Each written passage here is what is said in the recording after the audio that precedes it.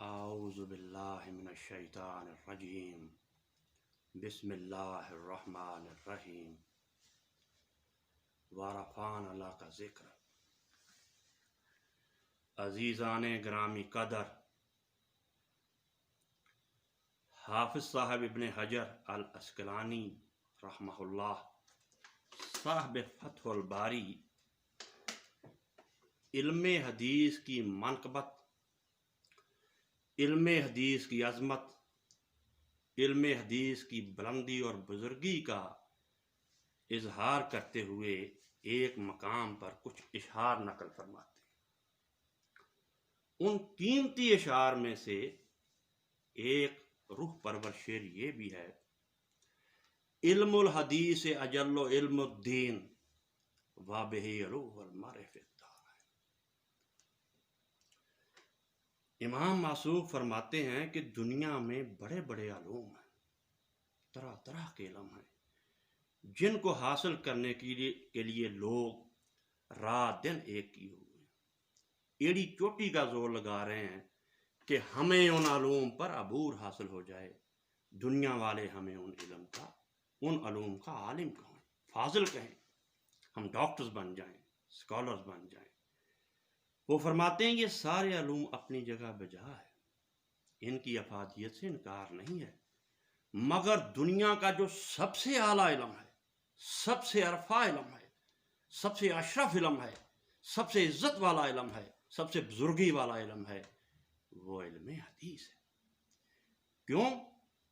وبہ روح المعرفۃ، کیونکہ جو آدمی، جو طالب علم، جو درویش اس علم کو سیکھتا ہے، اس علم کو پڑھتا ہے، اس علم کو سکھاتا ہے، اس کو دنیا جہان میں، دونوں جہانوں میں، اس دنیا میں بھی اور اس کے بعد جو آخرت کی دنیا میں بھی، اس میں بھی کامیابیاں ملتی ہیں۔ علم حدیث کا طالب علم، علم حدیث کا امام دوسرے لفظوں میں من کی مرادیں پا جاتا ہے۔ تو دنیا میں پہلے ہم بات کرتے ہیں کہ یہ ایسا باعزت اور برکت والا علم ہے، اس کی یہ شان ہے کہ جو اس کو سیکھتا ہے، جو اس کے پھیلاتا ہے، اس کی عزت کتنی ہوتی ہے، اس کو شہرت کتنی ملتی ہے، اس کو ناموری کتنی ملتی ہے۔ سب سے بڑھ کر یہ کہوں گا کہ وہ اس کا آشیانہ لوگوں کے دل ہوتے ہیں۔ لوگ اپنے گھروں میں رہتے ہیں، اپنے محلوں میں رہتے ہیں، مگر علم حدیث کا طالب علم، علم حدیث کا ماہر لوگوں کے دلوں میں رہتا ہے۔ میں اس کے لیے ایک مثال پیش کروں۔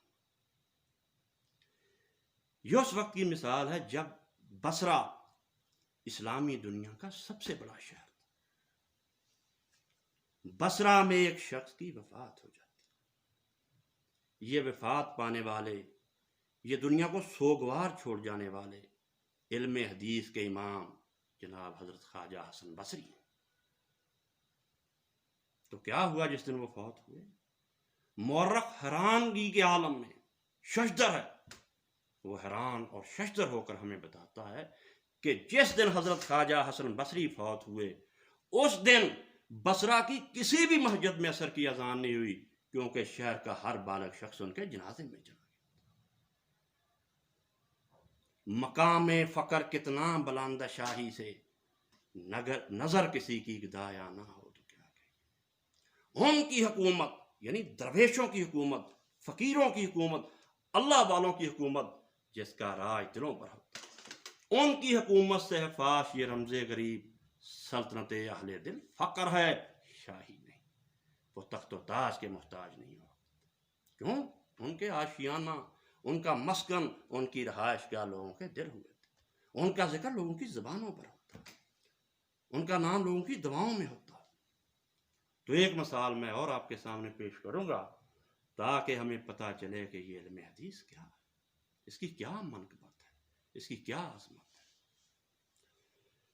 تو آپ سب لوگ جانتے ہیں کہ ہارون الرشید جو بلا شبہ اسلامی تاریخ کا نہیں، انسانی تاریخ کا سب سے بڑا حکمران تھا۔ کیسے؟ کیونکہ ہارون الرشید کی زبان سے ایک ایسا جملہ لکھنا ہے جس کو دنیا کا ابھی تک کوئی حکمران نہ کہہ سکا ہے اور نہ شاید آئندہ کہہ سکیں۔ وہ جملہ کیا ہے؟ ایسے ہوا کہ ایک دن جب بادل منڈلا رہے تھے، فضا میں بادل جھوم رہے تھے، تو ہارون الرشید نے اندازہ کیا کہ آج ساون ہے اور ساون کی برکھا ضرور برسے۔ اس نے ساون کی برکھا سے لطف اندوز ہونے کے لیے، ساون کے جھروکوں سے لطف اندوز ہونے کے لیے اپنی بیوی زبیدہ سے کہا، اپنے زبیدہ آج آؤ محل کی چھت پر چلتے، مچلتے ہوئے بادلوں سے لطف اندوز ہوتے۔ ہارون الرشید اور زبیدہ دونوں محل کی چھت پر گئے، مگر خدا کا کرنا ہوا کہ بارش برسی نہیں۔ بادل ہوا کے دوش پر سوار ہو کر آ گئے، جھومتے گاتے آگے گزر گئے۔ ہارون الرشید نے جب دیکھا کہ بارش نہیں ہوئی تو اس نے بڑے تعجب انگیز انداز میں، بڑے دلچسپ انداز میں بادلوں کی طرف دیکھا اور دیکھ کر کہا کہ جاؤ، تم جہاں بھی برسو گے تمہارا اخراج ہارون الرشید کو ہی آئے گا، تمہارے برسنے سے جو انکم لوگوں کو ملے گی نا، اس میں سے اخراج مجھے ہی آنا۔ یہ ایسا جملہ آج تک کوئی نہیں کہہ سکتا، واقعی اس کی بڑی وسیع سلطنت تھی۔ تو ایک بار وہ بغداد سے حج کرنے کے لیے مکہ معظمہ تشریف لائے۔ مکہ معظمہ میں حج کے بعد وہ مدینہ بھی گئے۔ جب مدینہ گئے تو بنفس نفیس سر جھکائے، سوالی بن کر، فقیر بن کر حضرت امام مالک امام دار الحجرت کے دروازے پر بھی گئے اور امام صاحب سے بادب ہو کر، مؤدب ہو کر فرمایا کہ آپ میری درخواست کو قبول کیجئے، آپ یہاں درس حدیث دیتے ہیں، میری درخواست یہ ہے، میں یہ چاہتا ہوں کہ آپ بغداد آ جائیے۔ آپ جانتے ہیں بغداد میں چشمے ہیں، دریا ہیں، دریاؤں میں روانی ہے، باغات ہے، سبزہ ہے، بہت دلکش موسم ہے، ہر طرف نظارے ہی نظارے ہیں۔ مدینہ شریف کو آپ چھوڑیے، آپ وہاں تشریف لے آئیے، آپ کے لیے ایک عالی شان مسند کا اہتمام کیا جائے گا، آپ وہاں بیٹھ کر درس حدیث دیجیے، موطا کا درس آپ وہاں دیجیے۔ تو امام مالک امام دار الحجرت رحمۃ اللہ علیہ اور ہارون الرشید کے درمیان جو گفتگو ہوئی، اس کو علامہ ڈاکٹر اقبال نے شعروں میں ڈال دیا۔ ان کا جو مکالمہ ہوا اس کو شعروں میں ترتیب دے دیا۔ اقبال فرماتے ہیں، قائد اسلامیہ ہارون رشید، آنکھ نفکور آب تیغے رشید، کہ اسلامی دنیا کا سرتاج، اسلامی دنیا کا سب سے بڑا بادشاہ ہارون رشید، جس کی ہیبت کا یہ عالم تھا کہ اس کی تلوار کی چمک سے رومی بادشاہ کا بھی بتا پانی ہوتا تھا، اس کا نام سن کر دنیا کے بادشاہوں پر راشا طاری ہو جاتا تھا، کپ کپی طاری ہو جاتی۔ مگر وہ ہم دیکھتے ہیں کہ اتنی شان، اتنی آن اور اتنی جلالت کے باوجود وہ ایک فقیر کے سامنے جھکتا ہوا نظر آ رہا۔ سلطان کی سلطانی ہمیں ایک فقیر کے سامنے جھکتی ہوئی نظر آ رہی ہے۔ ہارون الرشید نے بادب لہجے سے کہا، امام صاحب گفت مالک را مولائے قوم، روشن از خاک درت سیمائے قوم۔ امام صاحب میں مانتا ہوں آپ قوم کے آقا ہیں، آپ کی وجہ سے قوم کی جو پیشانی ہے وہ روشن ہے، ہماری جو آج عزت ہے وہ آپ کے در کی وجہ سے، آپ علم پھیلا رہے ہیں، اس کی وجہ سے ہماری جو پیشانیوں میں نور ہے وہ آپ کے در کی وجہ سے۔ تو اقبال نے تو بڑے سادہ سے انداز میں بات کی نا، مگر خواجہ شیراز نے اس کو بڑے ہی ادبی انداز میں بیان کیا۔ وہ فرماتے ہیں، روشن از پر تو رویت نظر نیست کے نیست، منت خاک بر بسر نیست کے نیست، کہ کوئی ایسی آنکھ نہیں ہے جو تیری خاک کی وجہ سے روشن نہیں ہے، کوئی ایسی آنکھ نہیں ہے جو تیری خاک کی وجہ سے روشن، ہر آنکھ کو روشنی کے لیے تیری خاک سے روشنی لینی پڑتی ہے۔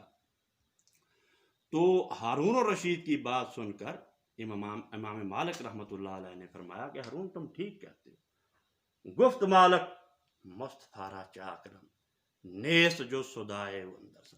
ہارون تم ٹھیک کہتے ہو کہ بغداد میں باغ ہے، دریاؤں کی روانی ہے، ہر طرف بہاروں کے سلسلے ہیں، مگر میرا یہ عالم ہے، مگر میری یہ حالت ہو گئی ہے، گفت مالک مستفارا چاکر، مگر میری یہ حالت ہو گئی ہے کہ میں جناب مصطفیٰ کی ڈیوڑی کے غلاموں میں شامل ہو چکا ہوں، میں ان کے غلاموں میں شامل ہو چکا ہوں، اور میں نے ان کی چاکری اختیار کر لی، میں وہاں بیٹھا رہوں گا، اب میں کہیں اٹھ کے نہیں جاؤں گا۔ اسی بات کو ایک دوسرے عارف نے، اللہ والے نے بڑے خوبصورت انداز میں کہی ہے، اپنے آپ کو بہت حقیر ثابت کرتے ہوئے فرماتے ہیں، سگے آستانم اما ہما شب کلا دائے خان، نہ سریش کار دانم نہ حب سے پاسبانی، کہ میں تیری محبت میں گرفتار ہو چکا ہوں، میں تیرے در کا کتا بن چکا ہوں، اور ساری رات تیری محبت کی زنجیر ڈالے تیرے دروازے پر بیٹھا رہتا ہوں۔ مجھے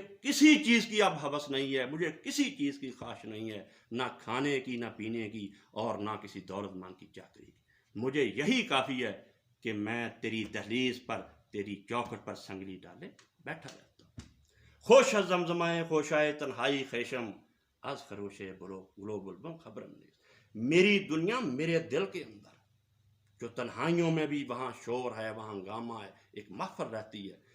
باغوں کی مجھے کوئی پرواہ نہیں ہے کہ باغوں میں پھول کیا کہہ رہے ہیں اور بلبل کے گیت کیا رہے ہیں، میں اپنی دنیا میں خوش ہوں، اور میں یہیں بیٹھا رہا ہوں۔ اس کو آسان لفظوں میں غالب نے بھی کہا ہے، جی میں ہے کہ در پہ کسی کے پڑے رہیں، سرزیر بار منت درباں کیے۔ تو امام مالک نے فرمایا کہ ہارون آپ ٹھیک کہتے ہیں کہ وہاں باغ ہیں، چشمے ہیں، اور میرے لیے مسند بچے گی، مگر گفت مالک مصطفیٰ را چاک نیز سودائے اندر سر، میرے دل میں اب صرف عشق مصطفیٰ، میرا خیال، میری سوچ، میری ہر چیز جو ہے نا وہ عشق مصطفیٰ کے طرف، میں نہیں جاؤں گا۔ من کے باشم گوشائے فطرا کے او بھرن خیزم از حریم پاک، میں محمد مصطفیٰ کی محبت میں گرفتار ہو چکا ہوں، میں ان کے جال میں گرفتاری دے چکا ہوں، قیدی ہو چکا ہوں، اور میں ان کا حرم پاک چھوڑ کر، میں ان کا دروازہ چھوڑ کر کہیں اور نہیں جاؤں، مجھے یہیں رہنا ہے، مجھے یہیں مرنا ہے۔ چنانچہ امام مالک وہ حدیث کے عالم نے، وہ حدیث کے امام نے ہارون الرشید کی پیشکش کو بھی ٹھکرا دیا۔ ایک اور واقعہ سنیے کہ یہ لوگ کیسے لوگوں کے دلوں میں رہتے ہیں، کیسے لوگوں کے دلوں پر راج کرتے ہیں، اصل حکومت ان کی ہوتی ہے۔ یہی ہارون الرشید ہیں، جب ان کی والدہ نے دیکھا کہ دنیا دیوانہ وار بھاگ رہی ہے، بازار بند ہو رہے ہیں، گلیوں میں شور ہے، ہنگامہ ہے، تو انہوں نے پوچھا کہ ایک کارندے سے پوچھا کہ یہ شور کیسا، یہ ہنگامہ کیسا، یہ گرد و غبار کیوں اٹھ رہا ہے؟ اسے بتایا گیا کہ اس لیے یہ سارا شور ہے، یہ ہنگامہ ہے، یہ گرد و غبار ہے، یہ ولولہ ہے کہ آج حدیث کے عالم عبداللہ بن مبارک تشریف لا رہے ہیں شہر۔ اس نے پھر کہا ھذا ھو الملک، اصلی شہنشاہت، اصلی بادشاہ تو یہ ہے۔ ہارون تو ڈنڈے مار مار لوگوں سے احترام کرنا۔ تو ایک اور واقعہ سنیے کہ حضرت بشر حافی جو ایک فقیر تھے، جو ایک درویش تھے، جو اللہ والے تھے، جب وہ فوت ہو گئے تو فجر کی نماز کے بعد ان کا جنازہ ان کے گھر سے نکلا۔ مورخ لکھتے ہیں کہ عشاء کی نماز تک ان کا جنازہ ہی ہوتا، لوگ آتے رہے، حضرت بشر حافی کا جنازہ پڑھتے رہے، ٹولیوں کی صورت میں۔ نہ تخت و تاج میں، نہ لشکر و سپاہ میں ہے جو بات مرد کلندر کی بارگاہ میں۔ یہ برکت ہے علم حدیث کی، یہ عنایت ہے رسول اللہ صلی اللہ علیہ وسلم سے محبت کرنے کی، یہ بلندی ملتی ہے حدیث کے ساتھ۔ تو آئیے، جو میں نے گزارش کی تھی شروع میں امام معصوف کے شعر پر کہ دنیا کے ساتھ ساتھ آخرت میں بھی نام لیتے، آخرت میں بھی ڈنکا بجتا، آخرت میں فرشتے اسلامیہ پیش کرتے ہیں۔ تو اس کے لیے ایک مثال پیش کروں گا، کیونکہ اس سلسلے میں آج یہ میرا پہلا بیان ہے، 7-8 بیان اس کے پیچھے آئیں گے، یعنی علم حدیث کی عظمت و بزرگی۔ تو ایک واقعہ میں آپ کو سناؤں گا، یہ وہ واقعہ جسے حافظ صاحب ابن حجر نے فتح الباری کے مقدمہ میں لکھا۔ حافظ صاحب لکھتے ہیں کہ ایک عالم دین جو اس وقت کے امام تھے، ان کو خواب نظر آیا، خواب میں انہوں نے رسول اقدس صلی اللہ علیہ وسلم کا دیدار کیا دیکھتے ہیں کہ حضرت صلی اللہ علیہ وسلم جنت کے دروازے پر کھڑے، آپ کے ساتھ آپ کے صحابہ بکار ہے، وہ اصحاب جو آپ کے فداکار تھے، جو آپ کے جانثار تھے۔ تو پوچھتے ہیں کہ میں نے ادب سے حضرت صلی اللہ علیہ وسلم سے پوچھا کہ یا رسول اللہ صلی اللہ علیہ وسلم آپ جنت میں تشریف لے کے نہیں جا رہے، آپ دروازے پہ کیوں کھڑے ہیں، آپ کسی کا انتظار کر رہے ہیں؟ تو نبی رحمت صلی اللہ علیہ وسلم نے یہ بات سن کر فرمایا کہ ہاں میں واقعی انتظار کر رہا ہوں، میں کسی کا انتظار کر رہا ہوں، میں انتظار کر رہا ہوں اپنے بیٹے محمد بن اسماعیل البخاری کا، میں ان کے ساتھ جنت میں جاؤں گا۔ اللہ اللہ، یہ شان ہے علم حدیث کی، یہ برکت ہے علم حدیث کی۔ تو میں اب گزارش کروں گا اپنے سننے والوں کو، اپنے بھائیوں کو، اپنے بچوں کو کہ وہ یہ زندگی کا جو وقت جو انتہائی قلیل ہے، قلیل ہونے کی وجہ سے انتہائی قیمتی ہے، کہ اس کو ضائع نہ کیجیے۔ اپنے گھر میں جہاں اور شاپنگ کر کے لاتے ہیں نا آپ چیزیں، سارا جہان آپ کا دل کر رہا ہے سارا جہان سمیٹ کے اپنے گھر میں لے آئیں، اور بعض چیزیں آپ ایک بار استعمال کرنے کے بعد زندگی بھر دوسری چیزیں استعمال نہیں کرتی، صرف آپ کو اللہ کا غضب جو ہے وہ نصیب ہوگا۔ تو آج سے کتابوں بھی خرید کر لائیے، حدیث کی کتابیں لائیے، بخاری لائیے، اور اپنے بچوں کے ساتھ خود بھی پڑھیے۔ انشاءاللہ تعالیٰ دیکھیں گے کہ چند دلوں بعد یہ دل کی دنیا بدل جائے، یہ آباد ہو جائے گی، خاموشیاں جو ہیں وہ ہنگاموں میں بدل جائیں گی، ہر طرف روشنی ہوگی، روح جو تر و تازہ ہو جائے گی، شاداب ہو جائے گی۔ اللہ ہمارا حامی و ناصر ہو۔ اللہم اغفر للمؤمنین والمؤمنات والمسلمین والمسلمات۔